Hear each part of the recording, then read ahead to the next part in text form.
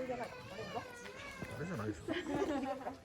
お母さんこれ持ってきたの。私もなんか持ってくればよかった。でもまやちゃん持ってこなくていいのって言ったじゃん。あ、ひんやりしてきた。いや、ひんやりしてきたよ。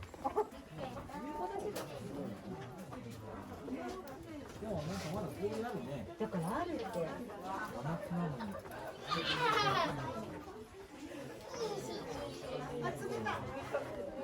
冷たいもん持ってきた。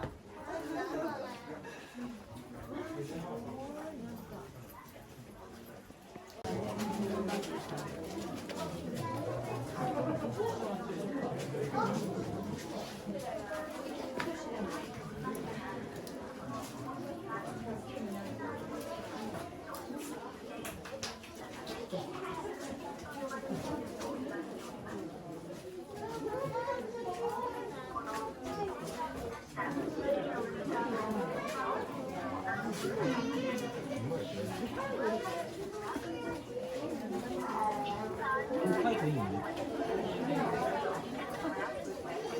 今はやってないね。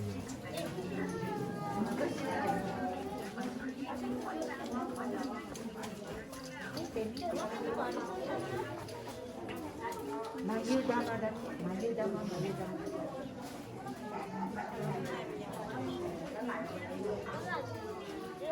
Hãy subscribe cho kênh Ghiền Mì Gõ để không bỏ lỡ những video hấp dẫn.